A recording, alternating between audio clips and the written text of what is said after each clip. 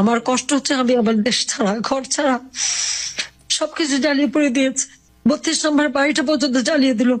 আমরা দুই বন্ধুটা ব্যবহার করি নাই, আমরা তো এই সম্পত্তি আমাদের নিজেদের জন্য ব্যবহার করিনি।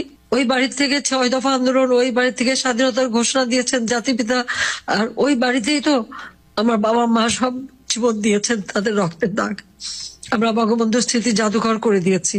কত দেশি বিদেশি নেতারা ওই ভাষায় ওই ভবনটা তারা ভিজিট করেছেন, আর ওই বাড়িতেই তো আমার বাবা মা সব জীবন দিয়েছেন, তাদের রক্তের দাগ। আমরা বঙ্গবন্ধু স্মৃতি জাদুঘর করে দিয়েছি।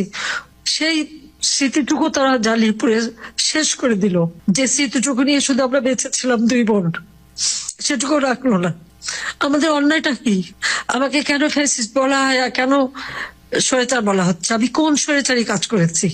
আজকে আপনারা একটু তুলনা করেন তো, এই ইউনূস ক্ষমতা আসার পর ছাত্রদের এমন ভাবে বেয়াদব করেছে, এমন ভাবে ব্যবহার করতে আছে। ছাত্ররা শিক্ষকদের হামলা করে, তাদের গলায় জুতার মালা পরায়, তাদের গাছের সাথে বাঁধে, তাদেরকে পদত্যাগে বাধ্য করে। প্রিন্সিপাল, ভিসি, শিক্ষকদের। সংখ্যালঘুদের উপর হামলা। শুধু সংখ্যালঘু কেন, তারা সমস্ত দরগা শরীফ, পীর আউলিয়ার মাজার, সেখানেও তারা হামলা করে। সেখানে হামলা করছে, মসজিদ টসজিদ সব ভাঙছে, পাশাপাশি গির্জা, একটা গির্জা ভেঙেছে, খ্রিস্টানদের উপর হামলা, হিন্দুদের উপর হামলা, বাড়ি বাড়ি হামলা করে তাদের মেয়েদের উপরে অত্যাচার, তাদের সমস্ত লুটপাট করে নিয়ে আগুন জ্বালিয়ে দিচ্ছে, ব্যবসা প্রতিষ্ঠান ধ্বংস করছে। সবচেয়ে বড় কথা, পুলিশ কত হাজার যে পুলিশ হত্যা করেছে, এবং শুধু হত্যা করা না, হাত কেটে দেওয়া, পা কেটে দেওয়া, আগুন দিয়ে জ্বালিয়ে দেওয়া, সেই কাণ্ড পর্যন্ত করেছে। তারপর অজস্র মিথ্যা মামলা। আমার বিরুদ্ধে 155টার মতো মামলা দিয়েছে, যার অধিকাংশ হত্যা মামলা। আবার আমি যাদের হত্যা করেছি তার মধ্যে ইতিমধ্যে প্রায় 35 জন জীবিত হয়ে ফিরেও এসেছে, কিন্তু মামলা দিয়েই যাচ্ছে। আমার বিরুদ্ধে, রেহানার বিরুদ্ধে, পুতুলের বিরুদ্ধে, জয়ের বিরুদ্ধে, সবার বিরুদ্ধে মামলা। ববি সে তো ইউএনডিপি তে কাজ করে।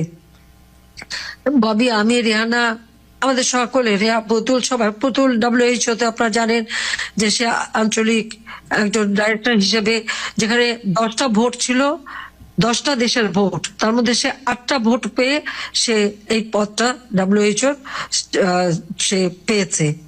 সে তারও সূচনা ফাউন্ডেশন ওই 5 নম্বরে ছিল, সেটা কয়েকদিন আগে তারা সরে গেছে। সব জ্বালিয়ে দিয়েছে, সব জ্বালানো, সব লুটপাট। কি অপরাধটা করলাম আমরা?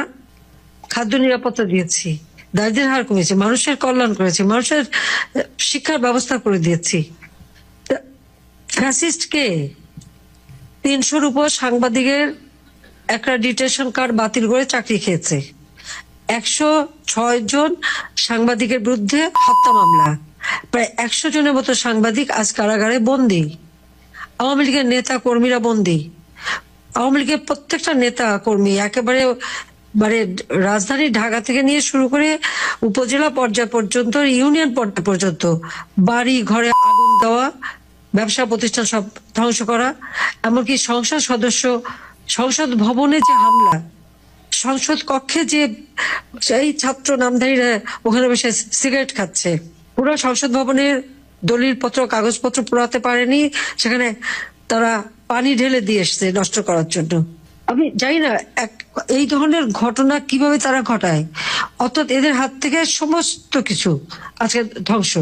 অগ্নিসংযোগ, চুরি, ডাকাতি, ছিনতাই, বাড়ি বাড়ি হামলা, এগুলো অনবরত চলছে। কোনো মানুষের নিরাপত্তা নাই। নিত্য প্রয়োজনীয় মূল্যের দাম যেভাবে বৃদ্ধি পেয়েছে, আজকে ইনফ্লেশন, হ্যাঁ আমার সময় নাকি দাম বেড়ে গেছে, তাই নাকি লোক খুব খারাপ অবস্থা ছিল। এখন তো দ্বিগুণ দাম বেড়ে গেছে, প্রায় 14%-এর কাছাকাছি হচ্ছে ইনফ্লেশন প্রত্যেক খাবার জিনিসেরই। আর অন্য জিনিসের দাম তো বেড়েছে। একের পর এক ইন্ডাস্ট্রি বন্ধ, সমস্ত শ্রমিকরা বেকার। আর আমাদের মানে আওয়ামী লীগের অনেক নেতাদের ইন্ডাস্ট্রি তো পুড়িয়ে দিয়েছে, হোটেল পুড়িয়ে দিয়েছে।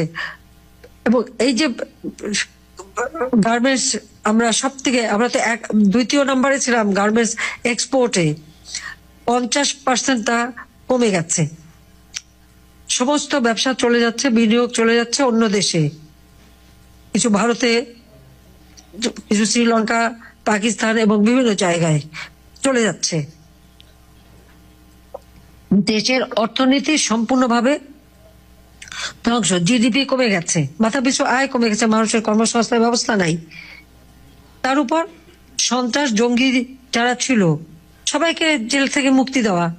21শে আগস্ট গ্রেনেড হামলায় যারা সাজাপ্রাপ্ত আসামি তাদের খালি মুক্তি দেয়নি, তাদেরকে আবার মানে একজনকে তো